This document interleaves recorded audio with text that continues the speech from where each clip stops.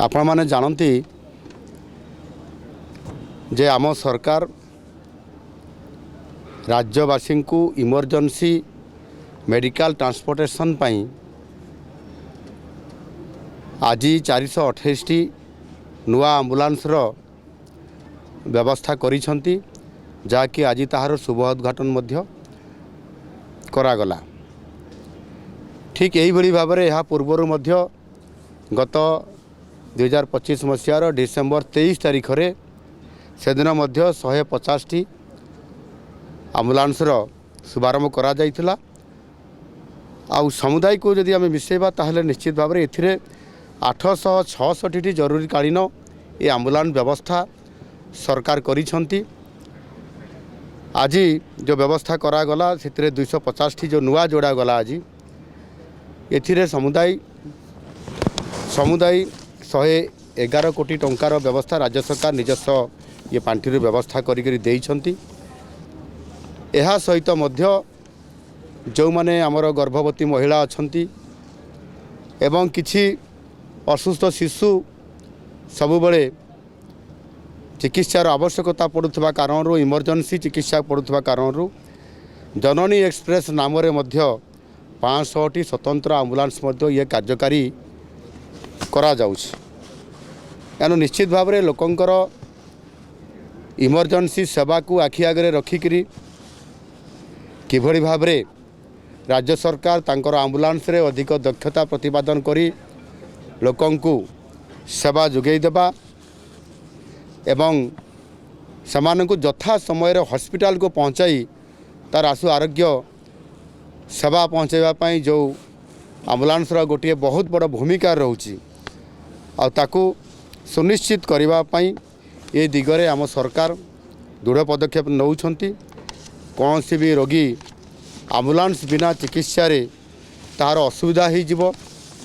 जीवन रा हानि हो पारे ये प्रकार आशंका को दूर करी किभली भाव में इमरजेंसी सेवा सरकार जोगई देबे जो कि अनेक गुरुत्वपूर्ण इमरजेंसी पीड़ित होइतबा रोगी माने आम्बुलांस यथा समय तांको पाखक पहुँचब आ सेमानकर जीवन रक्षा करा जाई परिबो आ यह माध्यम ही अनेक रोगींकर जीवन को रक्षा करा जाई परिबो आ से काम को सुनिश्चित करबा पई जो पुराना आम्बुलांस गुड़िक थिला से गुड़िकर नूतन नवीकरण करबा पई तार बहुत आवश्यकता थिला आ जोथि पई कि तुरंत सरकार यार ऊपर आलोचना करले। माननीय स्वास्थ्य मंत्री डॉक्टर मुकेश मालिंग महोदय से मते दृष्टि आकर्षण करते बाबद नुआ आम्बुलांस को जोगे देवाई एवं से सरकारी विधि व्यवस्था अनुसार ताकू आलोचना करी आमे याकू पर्याय क्रम आमे ताकू समुदाय लोकों पाखक प्रति ब्लॉक अंचल को जीवाई एवं जिला हेडक्वार्टर रही प्रति ब्लॉक अंचल अर्थात सीएससी जोटी अच्छी एवं प्रति हेडक्वार्टर को कम्युनिकेट करने जिल्ला पुणी बड़ मेडिकल को कम्युनिकेट करने जो जो अंचल बड़ मेडिकल थी जमीती कटक बुर्ला ब्रह्मपुर एवं से भाई आउ किसी जगह अच्छी जो थे कि निहाती ताकू कम्युनिकेट करने आउ किसी भी जगह अच्छी जो थे कि इमरजेंसी साहाय्य देवाई तार आवश्यकता मने होची से सरकार भी निष्पत्ति नहीं जमीती आमर विमान योजना माध्यम आमे आमर उड़ान कार्यक्रम आमे रखीचु उत्केला रे राउरकेला रे एवं आपंकर जयपुर रे एवं आउ किसी जगार आमर आगामी दिन में सेवा देवाई आमे जाऊँ आ से दृष्टिकोण से एयर स्ट्रिप मानकर किभली भाव में आम्बुलांस सेठी नियोजित होकर थिबो कौन सी इमरजेंसी यदि परिस्थिति आसे ताहले सेवा से जोगई देव।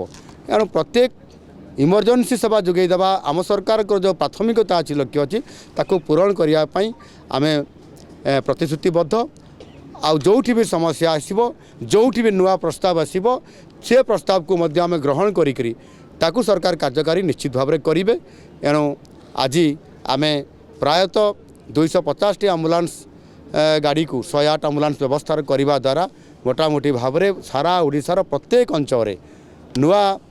आम्बुलांस गाड़ी जोगई देवार ये निश्चित भाव में गोटे प्रकार सफिशिएंट हेबो एवं आमे इमरजेंसी सेवा जोगई दे पारिबु। मु आशा करबी या द्वारा आमर जो माने ରୋଗୀ ଅଛନ୍ତି ଇମର୍ଜେନ୍ସିରେ ତାଙ୍କର ଯେତେବେଳେ ଚିକିତ୍ସା ଜରୁରୀ ହେବ ଆମ୍ବୁଲାନ୍ସର ସାହାଯ୍ୟ ଦରକାର ହେବ ସେତେବେଳେ ତାର ଉପଯୋଗ କରାଯାଇପାରିବ ଏବଂ ସେମାନଙ୍କର ଜୀବନକୁ ରକ୍ଷା କରାଯାଇପାରିବ। ଧନ୍ୟବାଦ।